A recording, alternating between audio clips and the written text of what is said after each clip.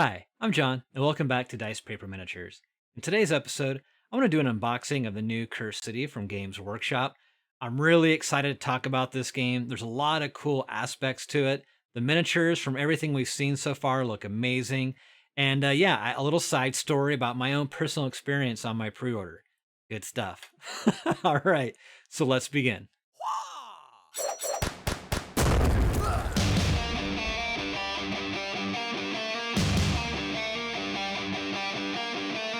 Okay, here we go. Has that classic, very plasticky smell to it, but let's get to looking at what we got here. So, lots of sprues right off the bat. I'll do a close-up of these models here in a little bit. I just want to do a general quick review of what's in the box. In fact, we're just going to look at these here real quick. Set these off to the side, and then I'll get out the assembly instruction book, and we'll get these names dialed in. But we got your zombies, skeletons, the objective markers, it looks like, on this sprue. Amazing detail. In some of the early reviews, they talked about how kind of thin and small these some of these sculpts are. Fragile, just very fine detail. I don't think they were necessarily trying to make a negative comment, but just showing the amazing quality, how they can get such tight detail in this plastic. It's really spectacular. These models are amazing.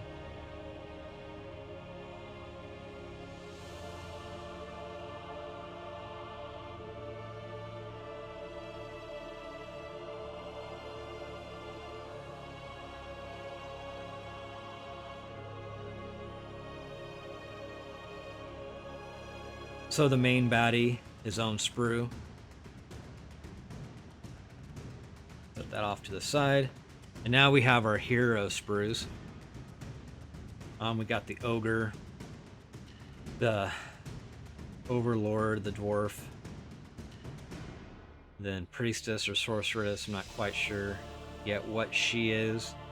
The elf character, the human royalty, the female knight, and yeah, okay, they also fit on here the witch hunter.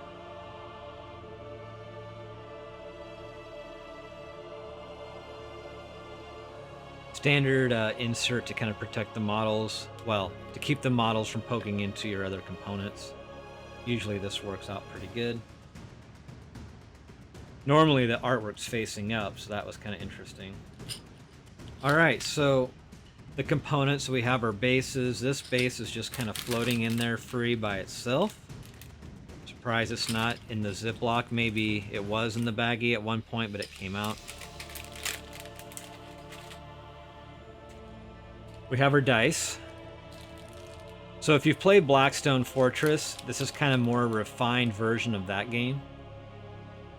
Similar dice, similar mechanics in general, from what I understand. All the cards.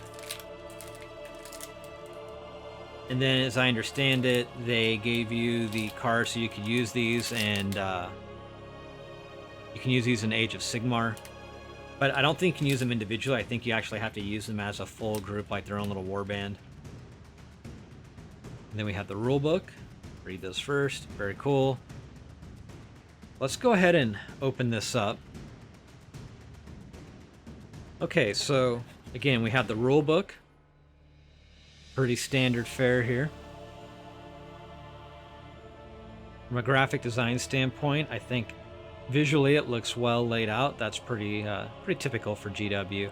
The copy may have some wonkiness here and there, but overall the layout looks really solid. But yeah, this kind of helps explain what... Let's go ahead through the name, start at the beginning. Okay, so our hero models, the Brainatarth character is Imelda Braskov. The Witch Hunter is Jelson or Yelson Darok. The Keldarn, I think it's Keldarn Warlord. I always get the first name wrong. Overlord, excuse me, Keldarn Overlord. But Dagnai Holdenstock. which we got I think there's an errata for his instructions on how to assemble him. That's included in the box.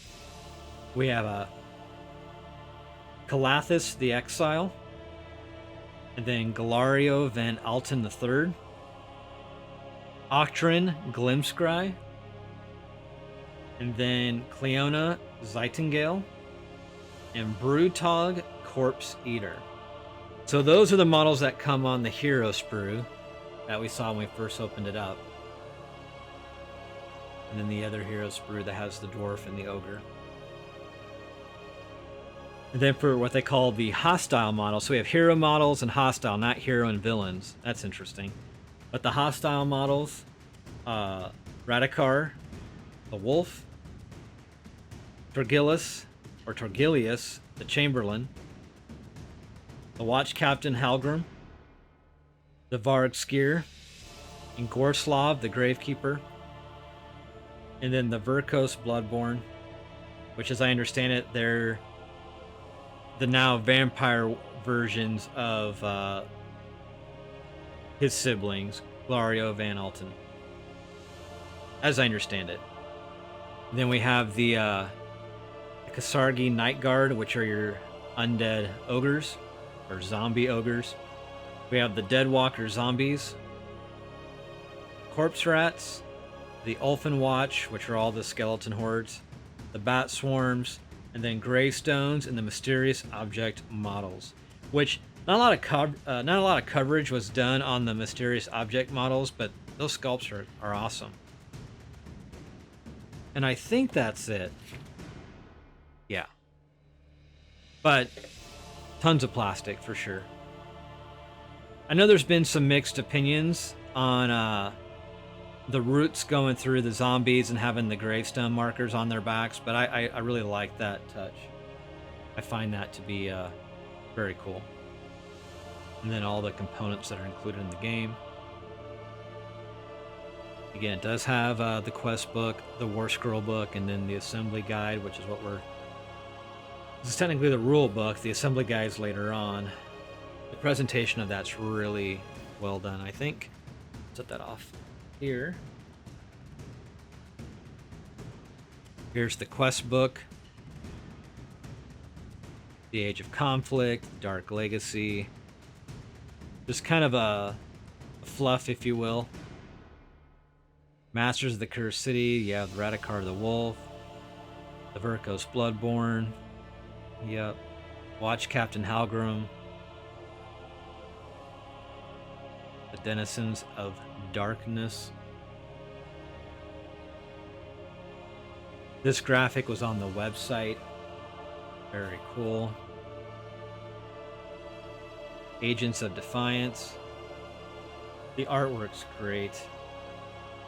Again, if you're familiar with Blackstone Fortress, this will look somewhat familiar as far as laying out the tiles. Also, the previous versions of Warhammer Quest before Blackstone Fortress, the Silver Quest, I believe. The Silver Tower. Scavenge maps. Family ties. Alright. So yeah, this book has basically everything you need to do your quests. Obviously, your layouts for your tiles. Very cool. Your Age of Sigmar War Scrolls for all the different models. Nice splash page of the box art.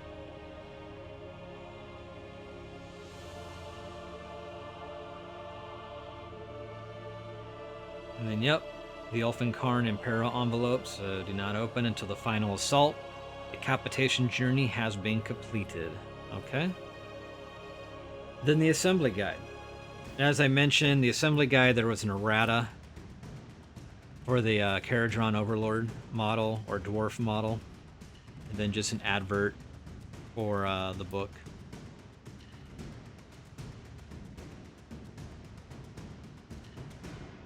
So yeah, it looks like 1, 2, 3, 4, and then those combinations combine, and then a fifth one. So 5 pieces to make the Witch Hunter. It looks like we have 1, 2, and then 3, 4 pieces for the Knight. And comparative number for the Wood Elf or Sylvaneth. Then we had that errata for the Caradron Overlord. It looks like it's not that many pieces as well. So these are all push to fit, but I'll likely glue them myself. A few pieces for Leona as well as Glario. Really clear, easy instructions on assembling. So that's great. It doesn't look all that fiddly, which is good. Not a whole lot of pieces to the zombies, so that's great. The skeletons look relatively straightforward as well. And so do the corpse rats. Nothing too much going on there. Same way with the bat swarms and the objective tokens. Yeah, pretty straightforward. Then of course all the modular board pieces. So I'm not going to take these out just yet. But we have our tokens on the back, boards throughout the center. And then conveniently, they've included baggies for all your different components. So it's a relatively thin box for everything you get, but you know, that works. There's painted, as you can see here, all along the sides. We have all the painted models, representations of the painted models. So that's kind of a nice touch. All the zombies through there, plus the Gravekeeper. Definitely well made, I think. And everything's here, so that's the most important thing. From what I can tell, everything is included. It's rare that there's something missing from a GW product. It happens, but super, super unlikely. In my experience, anyways. So I'll go ahead and let me get this all put away here, and then we'll zoom in and kind of do a quick little review of the details of the models themselves. Okay, so let's go ahead and do that close-up of these models on their sprue. This upper left-hand corner along the top, actually, we have most of the Caradron Overlord model. In fact, one of the more humorous push to fit slots on a model I've seen in a while. So, yep, big ol' open mouth. Kind of funny. Insert meme here. And then we also have the ogre as well. So, really amazing detail on that shoulder pad.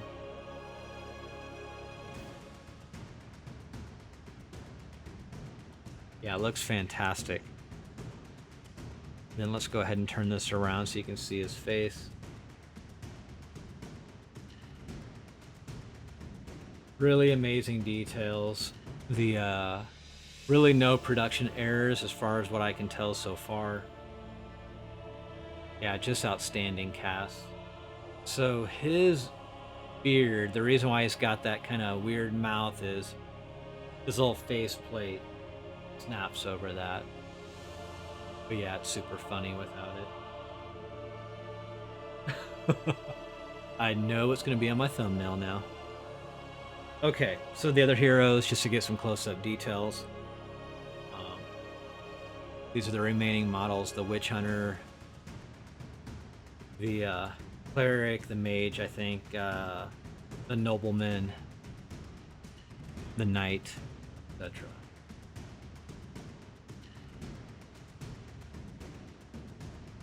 I'll flip this over in a moment. That is a crazy beard. Right, so we have the face of the elf, the Sylvaneth right there. We have the Knight right there. Close up on that. The Nobleman. Some of these push to fit angles are going to be interesting, to say the least. I think the Nobleman's design is really cool as well. The Witch Hunter. Then let's see. Here we go. I'm calling her like a priestess or a cleric, but the Stormcast model. And we already saw the knight's face, but that design on her shoulder pad is very, very cool. Now we have Rat. I think it's Radagar. Yep. I'm really curious what his detail is like on the actual model itself, because this was the one model in a previous video I thought was a little light on its detail for being like the main villain. As defined as the feathers were on the hero's shoulder pad, I feel like, yeah, the fur is just not sculpted as, refined in terms of detail, in my opinion, as the feathers were. But, in theory, it allows you to paint in some of those details a little bit more. So maybe, it just depends on the paint job of how well you can pull this model off, because it has a lot more, like, it seems like his surface area is more flat. It's not as packed with detail. So it could paint up a little bit better than expected, actually. So this is a combination of a lot of different things. We have the bats, the skeletons, the zombies, objective markers.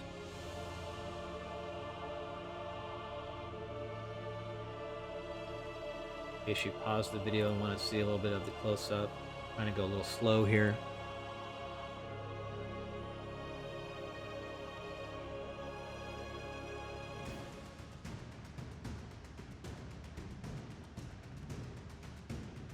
Flip that over. So yeah, one of the zombies with the roots going through the face. I think these are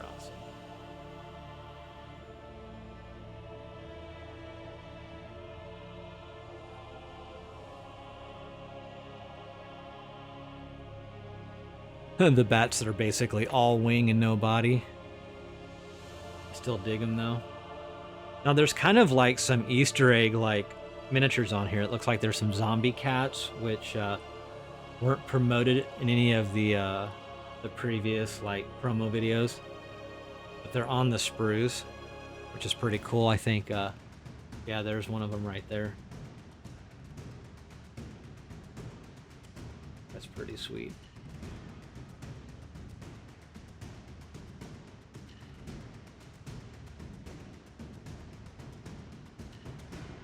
I have to be careful because there's a lot of little thin bits that could get damaged if you're not careful with handling these.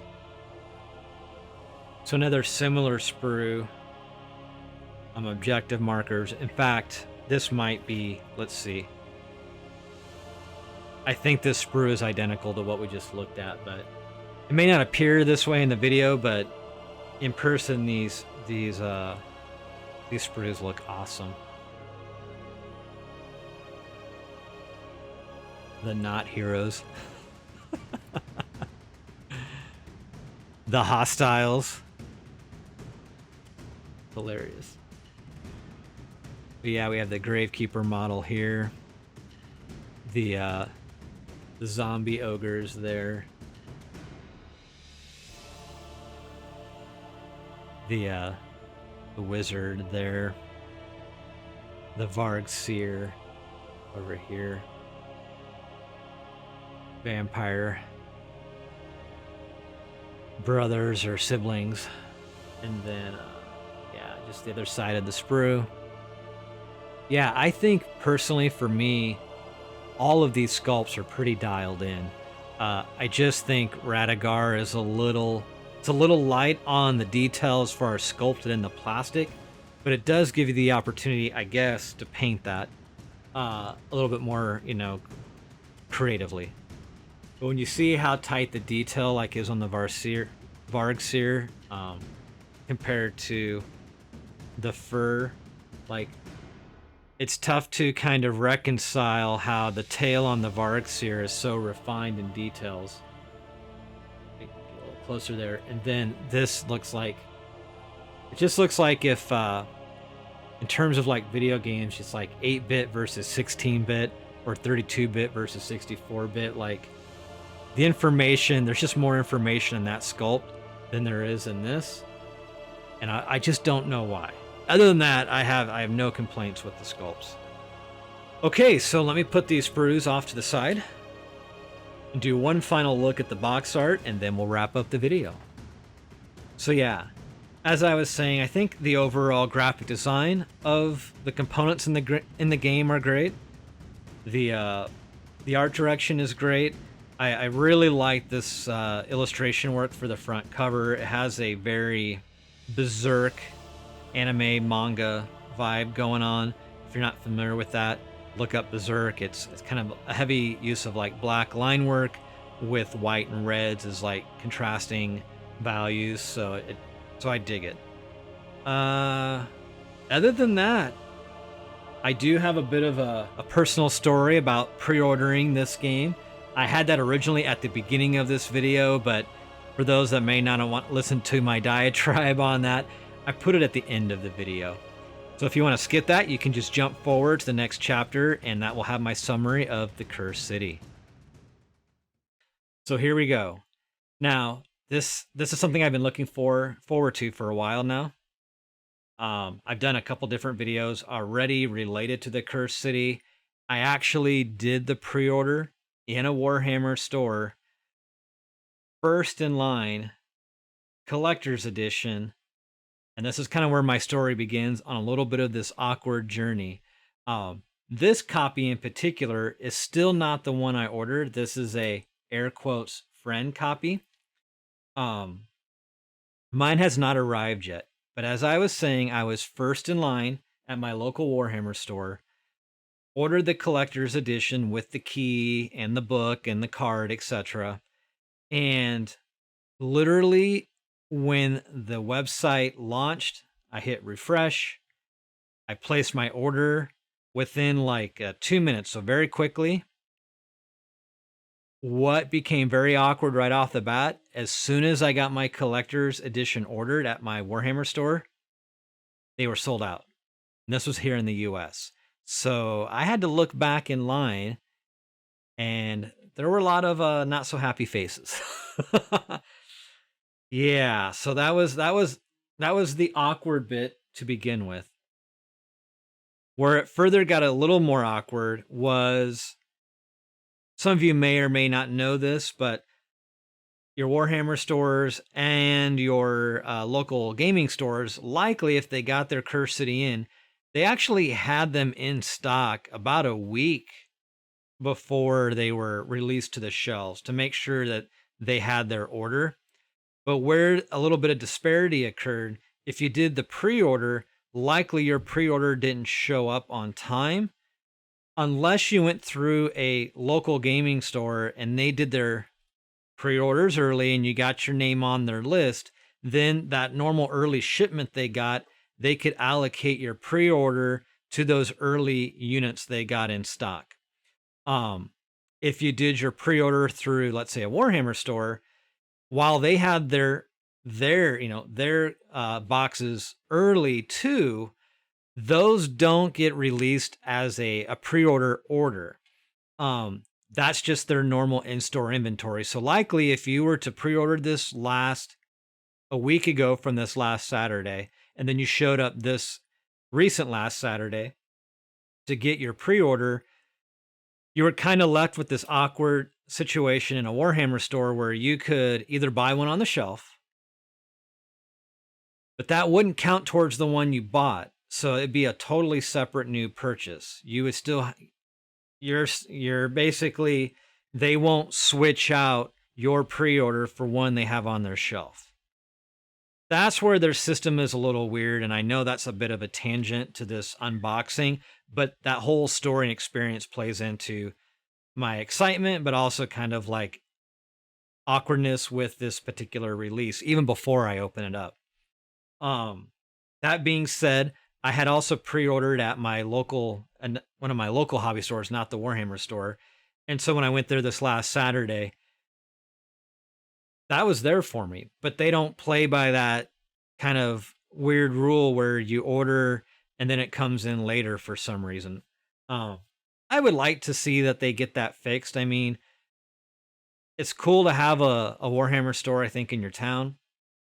It seems weird that they hyped the kiosk as an ordering option in store, But if you pre-ordered on your phone, at your computer at home, or even in the store separately at a local gaming store,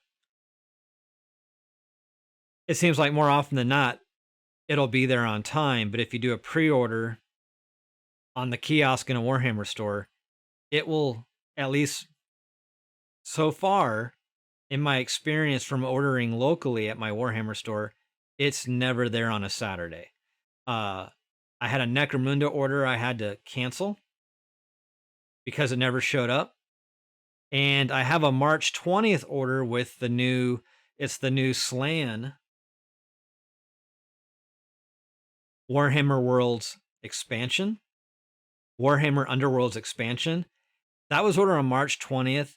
I still have not even received a tracking number on that.